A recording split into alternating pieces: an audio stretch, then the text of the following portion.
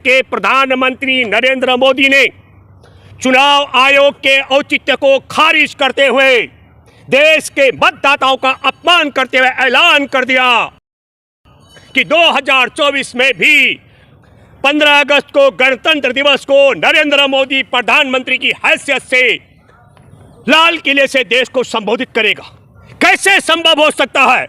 इसके पीछे दो बड़े कारण हो सकते हैं। एक, जो हमारे देश में कुछ मित्र सवाल उठाते हैं ईवीएम की सेटिंग का, और दूसरा जो हमारे देश के मुख्य न्यायाधीश को चुनाव अधिकारियों के चयन से अलग करने का षड्यंत्र है। तो हमको लगता है कि क्या नरेंद्र मोदी देश के मुख्य न्यायाधीश सुप्रीम कोर्ट के उन्हें चुनाव आयोग के चयन से अलग करके और अपने चहेते मंत्री को शामिल करके ईवीएम में हेरा फेरी और तोता की तरह चुनाव अधिकारियों का चयन करके इसका कॉकलेट बना करके यह ऐलान इसलिए किया गया है? क्या मैं ये बात इसलिए कहना चाहता हूं, इसका संज्ञान लेना चाहिए देश के सुप्रीम कोर्ट को और देश के एक एक मतदाताओं को। यह अपमान किया है नरेंद्र मोदी ने। नरेंद्र मोदी बताए कि वह कौन सा जादू है नरेंद्र मोदी के पास जो नरेंद्र मोदी ये ऐलान कर रहा है कि देश के मतदाता नरेंद्र मोदी को ही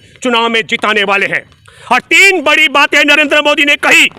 हमारे देश में अभिशाप बताया गया है परिवारवाद को, और मैं बताना चाहता हूं नरेंद्र मोदी के मंत्रिमंडल में पीयूष गोयल, वेद प्रकाश का बेटा हर वेद प्रकाश केंद्रीय राज्य मंत्री थे अटल बिहारी वाजपेयी के सरकार में। बिल्कुल सही कहा नरेंद्र मोदी ने कि कुछ राजनीतिक पार्टियों के वारिस इस देश में घुन की तरह है, जिस तरीके से पीयूष गोयल की तरफ इशारा किया गया है।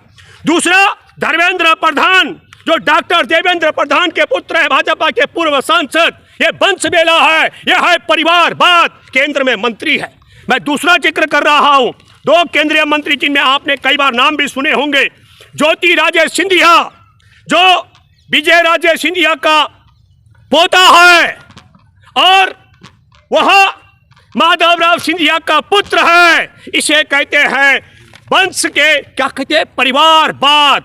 ये भी गुण की तरह है। कांग्रेस से चुनकर किस तरीके से पैसे का खेल हुआ या ईडी फीडी के डर था। ये कर्नाटक का मुख्यमंत्री जो बनाया गया था बसवराज बोम्मई, उनके पिता भी एसआर बोम्मई कर्नाटक के पूर्व मुख्यमंत्री रहे। ऐसे में एक लंबी सूची भारत में उन लोगों की जो देश के आजादी के खिलाफ थे, उनके भी परिवारवाद में देश के अंदर 90 राजनेता देश भर में है। ये मैंने 4 का जिक्र इसलिए किया क्योंकि ये आपके सामने है। एक राज्य का मुख्यमंत्री परिवारवाद का और 3 केंद्र में मंत्री है। तो नरेंद्र मोदी माधवराव सिंधिया का संतान के रूप में ज्योतिरादित्य सिंधिया को नहीं मानते क्या? ये सवाल मैं इसलिए कह रहा हूं कि परिवारवाद पर सवाल किया जा रहा है। मैं नहीं कह रहा हूं, ये ज्योतिरादित्य सिंधिया को सोचना चाहिए कि आपको वो माधवराव सिंधिया का पुत्र अगर मानते हैं तो फिर परिवारवाद क्यों नहीं होगा? पीयूष गोयल को अगर वेद प्रकाश गोयल का संतान नहीं मानते हैं तो पीयूष गोयल को सवाल उठाना चाहिए, और अगर मानते हैं तो फिर ये परिवारवाद नहीं है तो और क्या है मोदी जी? धर्मेंद्र प्रधान, डॉक्टर देवेंद्र प्रधान के पुत्र अगर मोदी नहीं मानते हैं तो फिर ये बड़ा सवाल है, और मानते हैं तो ये परिवारवाद है कि नहीं है। मैं दूसरा जिक्र करना चाहता हूं भ्रष्टाचार को लेकर के। ट्रांसपेरेंसी इंटरनेशनल के मुताबिक दुनिया के देशों में भ्रष्टाचार में 80 नंबर है हमारा, 80 नंबर। ईमानदारी पर उसके बाद 1 नंबर, 2 नंबर, बेईमानी में 3 नंबर, 80वें पायदान में है भारत। ये रिपोर्ट है पिछले 9 साल की, और ये रिपोर्ट है जो अभी लाल किले से ऐलान किया गया। और ऑक्सफैम की रिपोर्ट के मुताबिक मैं जिक्र करना चाहता हूं भ्रष्टाचार का। और बहुत गाल बजाए जा रहे हैं जीएसटी के विषय में। जो भारत का टैक्स है 64% हिस्सेदारी देश के सबसे गरीब 50% आबादी से देश की 64% हिस्सेदारी टैक्स से वसूली जा रही है। तब सवाल उठाते हैं कि 5 किलो अनाज दे रहे हैं। ये मैं नहीं कह रहा हूं, नरेंद्र मोदी की सरकार का कोई भी अर्थशास्त्री बैठे, मैं दावे के साथ में कह सकता हूं कि ऑक्सफैम की रिपोर्ट के मुताबिक भारत का जो टोटल रेवेन्यू इकट्ठा होता है उनमें 50% लोगों से 64% टैक्स कैसे लिया जा रहा है?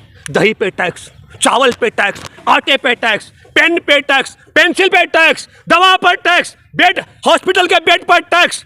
और मुझे तो लगता है कई लोग कह रहे थे नरेंद्र मोदी के आने से पहले शौचालय पर टैक्स नहीं था, 1 रुपए 2 रुपए था सुलभ का रेट, वह 1 रुपए 2 रुपए की बजाय 2 रुपए और 5 रुपए कर दिया गया। हमको तो लगता है कि उसमें भी हगने मूतने में भी मोदी टैक्स हुआ। जो लोग सुलभ शौचालय इस्तेमाल करते होंगे उन लोगों को भुगतना पड़ता है। मैं मेट्रो में सफर करता हूं, पहले 1 रुपए देना पड़ता था, 2 रुपए देना पड़ता है और महिलाओं को 5 रुपए देना पड़ता है। ये मैं आपको कहना चाहता हूं।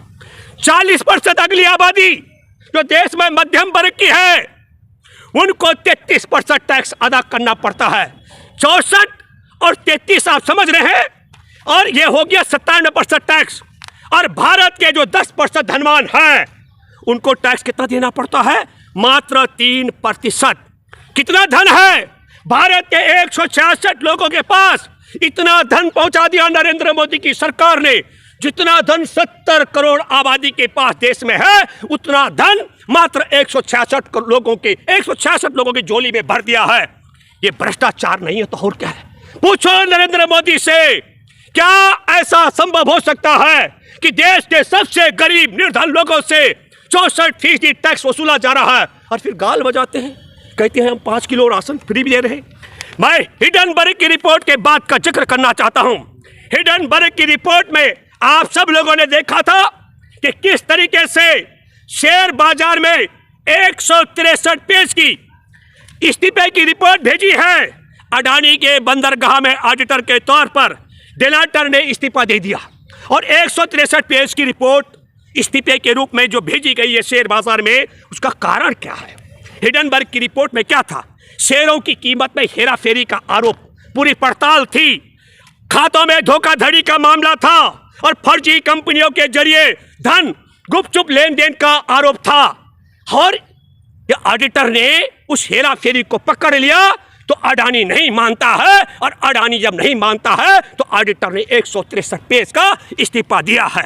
और उसी हिडनबर्ग की रिपोर्ट के बाद खुलासा हुआ कि भारत में भले ही 20 जवानों की हत्या के बाद चीन के ऐप्स बंद कर दिए गए थे, लेकिन आपको बताता हूं 63 अरब अमेरिकी डॉलर इसके अडानी के कंपनी में लगाने वाला चांग चुंग लिंग चीन का नागरिक है। तो मैं यह बात भी कहना चाहता हूं, यह भ्रष्टाचार ही नहीं, देश के साथ गद्दारी भी है, क्योंकि चीन का 63 अरब अमेरिकी डॉलर अडानी की कंपनी में लगाने वाला नरेंद्र मोदी का यार है और नरेंद्र मोदी ने उसे बंदरगाह दे दिए और बंदरगाहों की ऑडिटिंग करने में हेरा फेरी हो रही है। ऑडिटर ने इस्तीफा दे दिया। क्या यह भ्रष्टाचार नहीं है? नरेंद्र मोदी मुंह खोले और नरेंद्र मोदी ने कानून ला रहे हैं, झूठ बोलने वाले को 3 साल की जेल हो जाएगी। मैं चुनौती देता हूं नरेंद्र मोदी, अगर भूपेंद्र रावत झूठ बोल रहा है तो ये दिल्ली में मैं हूं, आपका थाना, आपकी पुलिस, आपका कानून है, जरा गिरफ्तार करके मुझे दिखा दो, सिद्ध कर दो कि मेरा आरोप झूठा है। और तब इस 63 अरब अमेरिकी डॉलर में जो मैं अनुमानित हिसाब लगाता हूं 50 खरब रुपए अकेले चीनी नागरिक के अडानी की कंपनी में निवेश हो रखे हैं। और मैं भ्रष्टाचार का एक और जिक्र आपको बताता हूं। 15 अगस्त 2021 को तालिबान की सरकार बनती अफगानिस्तान में और 16 सितंबर को अडानी के पोर्ट में, मुद्रा पोर्ट गुजरात में 21,000 करोड़ की 3,000 ड्रग्स, 3,000 किलो हेरोइन पकड़ी जाती है। जरा सोचिए आप, ये पार्ट ऑफ भ्रष्टाचार नहीं है? छोटा सा आरोप लगने पर आपने नूह में बिना जांच पड़ताल के अवैध तरीके से नूह के गरीबों के घर और उनकी रोजी रोटी के ठिकाने ध्वस्त कर दिए। पर क्या बुलडोजर नहीं है मोदी तुम्हारे पास? नहीं है मुद्रा पोर्ट पे ले जाने के लिए बुलडोजर? तो हम बुलडोजर भी देते हैं, उसको पहुंचाने की व्यवस्था भी करते हैं। और मैं ये बात इसलिए कहना चाह रहा हूं, आज की तारीख में मुद्रा पोर्ट भारत का सबसे बड़ा स्मगलिंग का जरिया और अड्डा बन चुका है। पूरे भारत के अंदर जो चरस, गांजा, अफीम, स्मैक, हीरोइन सप्लाई हो रही है, वह सारी की सारी मुद्रा पोर्ट के माध्यम से, तालिबानियों के माध्यम से और ISI के एजेंटों के माध्यम से, संघ के एजेंटों के माध्यम से अडानी की एयरपोर्ट से पूरे भारत में सप्लाई की जा रही है। ये उदाहरण दिया मैंने 21,000 करोड़ का, आंकड़े बहुत लंबे हैं। और तब मैं ये भी सवाल करना चाहता हूं कि क्या हमारे देश में चुनाव आयोग को तोता बनाने के लिए सुप्रीम कोर्ट के फैसले को बदली करके मुख्य न्यायाधीश को अलग करने का ये क्या पार्ट ऑफ करप्शन नहीं है, भ्रष्टाचार नहीं है? जांच एजेंसियां ईडी, सीबीआई, एनआई, एनसीटीएल सबके जो छापेमारी हो रही है अपनी इच्छा पर, जिसको चाहो छापा डलवा दो, जिसको चाहो उठवा दो, जिसको चाहो बदनाम करा दो, कि ये भ्रष्टाचार नहीं है? नरेंद्र मोदी ने कहा ये मैंने छोटा छोटा दिया, बड़े बड़े भ्रष्टाचार भी है। क्या नीरव मोदी को भगाना, विजय माल्या को भगाना, ललित मोदी को भगाना, अपने चहेते अरबी अदानी के समधी को भगाना, ये भ्रष्टाचार नहीं है मोदी तो और क्या है?